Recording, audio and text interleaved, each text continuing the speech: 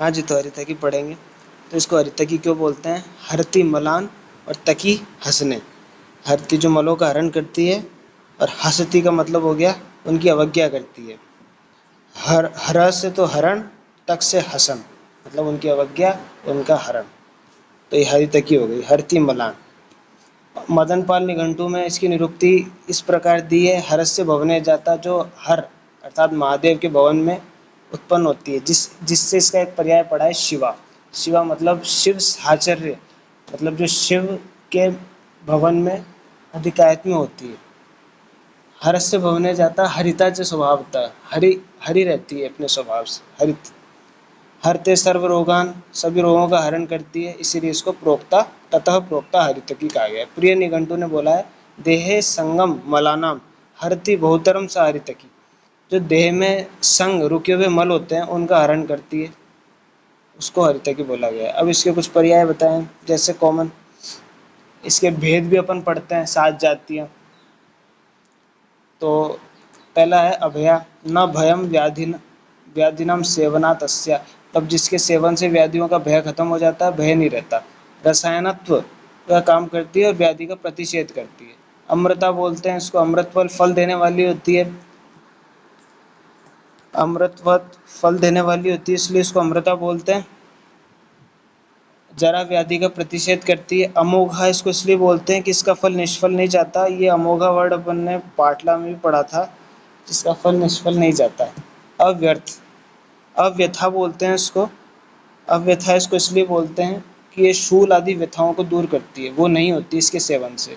शूल हर्तत्वात्, रोग नाशकत्वात्।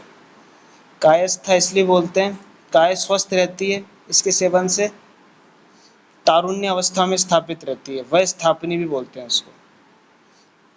चेत की इसलिए बोलते हैं कि चित्तम प्रबोधयति चेतयति, मतलब जो चित्त को प्रबोधयति, चित्त को प्रबोधित करती है। उन्मिलिनी, बुद्धि बलेन्द्रियाणाम, मतलब उनको, उनका एक्शन को प्रमोट करती है, चित्त आदि के एक्शन को जो प्रमोट करती है। जीवन इसलिए बोलते हैं कि पुरुष का जीवन जो है उनका यापन करती है, जीवित पुरुषों का स्वास्थ्य उनको प्रमोट करने के कारण और आयुष्य होने के कारण। पंचभद्रिका इसलिए बोलते हैं पंचरस युक्त होती है। पथ्य इसलिए बोलते हैं कि पथिभ्यः स्रोतोभ्यो हितः, मतलब पथि और स्रोतस इनके लिए हितकारी होती है। जो स्रोतस अपने बताए गए हैं उनके मार्गों का शोधन करती है। पथो अनपेता वा। एक पथ, एक पथ्य की डेफिनेशन भी आती है, पथ्यम पथो अनपेतम चेत यच्चोक्तम मनसा प्रियम, है ना।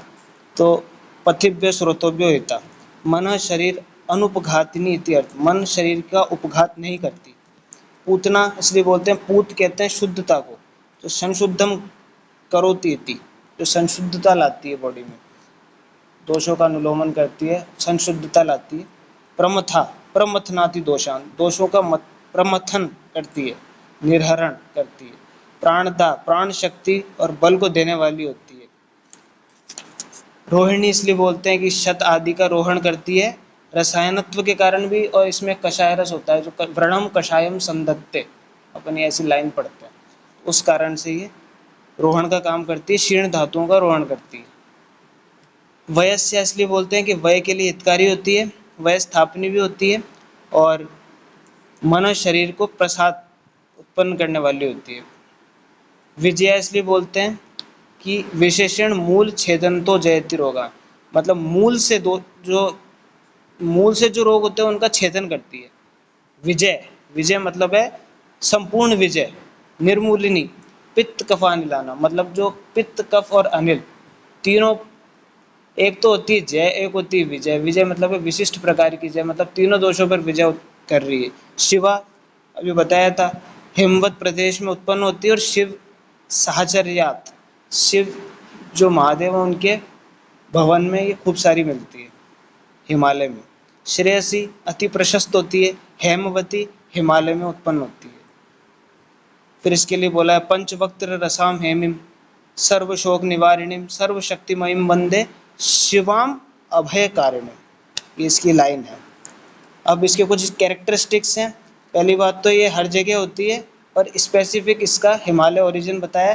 फ्रूट्स, फ्रूट्स में इसके पंचरस होते हैं, पंचरस युक्त लवण वर्जित, और प्रधान कौन सा होता है?